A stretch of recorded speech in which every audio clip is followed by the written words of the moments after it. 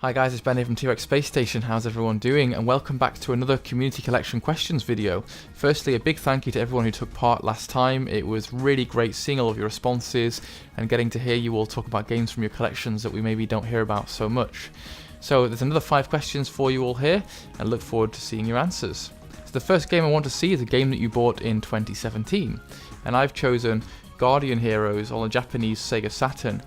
You'll have seen me do a pickups video of this recently, but this is a game that I wanted for quite some time, and I'm really pleased to finally have it in my collection. It's a really exciting, over-the-top action, side-scrolling brawler, and I really love those kind of games, and it's kind of everything you'd expect from a treasure game. It's got really over-the-top fighting scenes, the screen gets piled full of massive enemies, and it's really a free-for-all, but it's a lot of fun and a lot of chaos. The game's got some pretty unique elements to it. It's got RPG style elements, so you can choose from one of a number of different characters, and each character has its own strengths and weaknesses. At the end of each stage you can level up certain stats like strength, intelligence, magic. Yeah, it's got a magic system in it, albeit a basic one, but it's just a really very good, very fun game, and it's one of the better pickups that I've made this year so far. We're only a few months in, but strongly recommended if you're into that kind of game.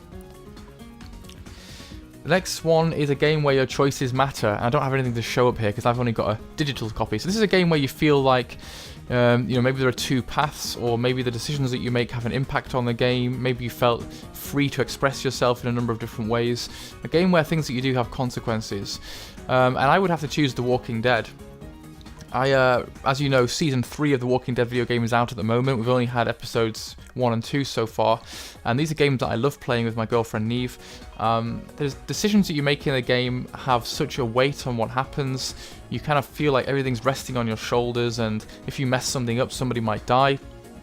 Or equally bad, sometimes as someone dying, as somebody will turn to hate you, and you'll feel like everything just goes against you and starts to become really negative. So it's a game where you've got to be really careful, and sometimes there's no right or wrong answer, and you have to make these snap decisions, and you feel the burden of those decisions in a really strong way. It like rests on your shoulders. And the fun thing about it is that at the end of the episodes, you can see a summary of everyone else that played that episode, you know, online, and it tells you, what decisions people did similarly to you and what they did differently, and that's really fun. It's like you feel like your decisions matter. It's also, you feel even worse when you find out that like 80% of people didn't do what you did. And it's like, was I wrong there? Should I have not done that? But it's a great game at interactive storytelling and making it really feel like you're influencing the world. I believe actually how much influence you have is a little bit limited if you look at the possibilities, but it feels as though it has a lot of impact, so it's a great game. And if you guys haven't played it, I'd really recommend playing Season 1 and 2, they're fantastic. Okay, the third one is a game that takes practice. These are games that you can't just pick up and blast through. These are games that may be a little bit more difficult, maybe they're old school games, maybe they're games that have manual dexterity, that need a bit of time to sink in. The game that I've chosen for that is a Mega Drive game. Surprise, surprise. It's Thunder Force 2. This is a really good game, and it's one that Dead Thumb Gamer told me takes a bit of practice. So I decided, actually, let's sit down and really try to get good at it. And actually, after repeated playthroughs, 5 or 6 goes, I'm now getting through to like level 5 and some of the later stages. The game, in a lot of ways, these old school Mega Drive games do the same thing to you, and sometimes it feels cheap. It's like things that you couldn't possibly have known would happen. So if you look at the second side-scrolling stage, there are these areas where a wall just comes down and pinches you off, and it's like there's literally no way that I could have known that was going to happen to me.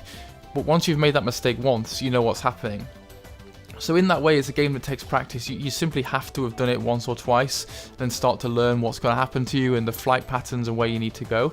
But the difficulty curve is just almost perfect. It's that sweet spot between you're not quite bored yet, but you've played it through quite a lot of times to progress. You don't have to play it through so many times that you just completely lose interest or chuck it out of the window. So it's a game that actually I'm really starting to appreciate the balance on. I'm actually starting to appreciate the balance of a lot of Mega Drive games. The way that they're designed is that you're supposed to spend a lot of time on them, give them your energy and your love and your attention, one at a time, because you'll start to learn more and more things, where the extra lives are, how things work on the earlier stages, get more points and therefore more lives. And slowly, it's about number of playthroughs. By 10 or so attempts, you're usually getting pretty far in most Mega Drive shmups as far as I'm concerned. Maybe not some of the rock hard ones like Truxton. Anyway, that's my choice. It's a great game. Number 4 is a game with spaceships in it. This might be a game where you're set on a space station. It might be a shmup where you're controlling spaceships. It might be a game where there's references to space or spaceships or space flight. I'll leave that up to you. It's a pretty big topic there for you to pick from. I have gone for another Mega Drive game. This is Zero Tolerance. Fantastic game if you don't know about it, because it's one of the it's a 3D first-person shooter on the Sega Mega Drive, which is damn impressive. Who'd have known that they could do that? And it's actually a very entertaining one, and they pull it off really well. But you play as this crack team of like fighters and assassins who board these space stations that are infested with aliens and other things, and you basically have to just clear out the levels. It's a very simple, style of game. It's just kill everything and then you can go to the exit. But it's got a lot of character to it, and there are different characters you can play as when each one dies. It's got quite a lot of levels and they're pretty expansive, and it's a game that's just impressive given the hardware that it's on. I mean, a fully 3D first-person shooter, who'd have thunk that that could be on the Mega Drive, eh? And last but not least is a game that reminds you of the past. So this may be a game that you first played in a certain warm environment that sticks in your mind really well. It may be a game that you played in childhood that whenever you play it makes you feel nostalgic or takes you back. It may just be a game that you remembered really liking when you played it last time. It's up to you.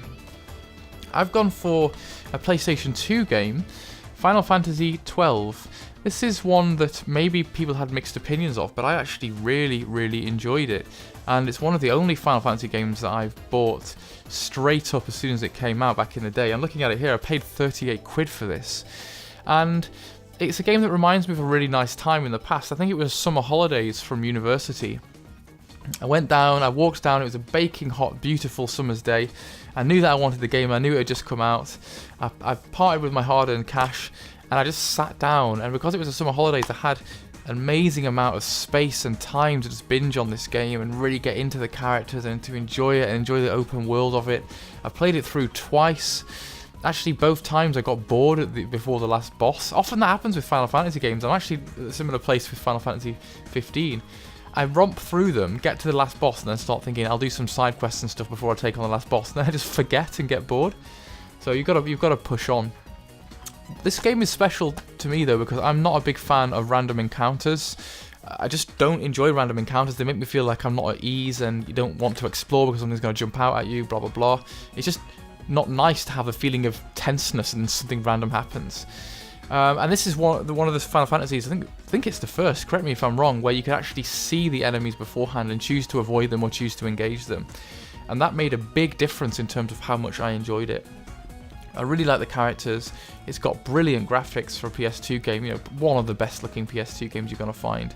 And it reminds me of a beautiful, long summer that I spent sat in front of the telly gaming. Good times, hey? So guys, thanks for watching. I look forward to hearing your selections soon. Take care and I'll speak to you all soon. Bye.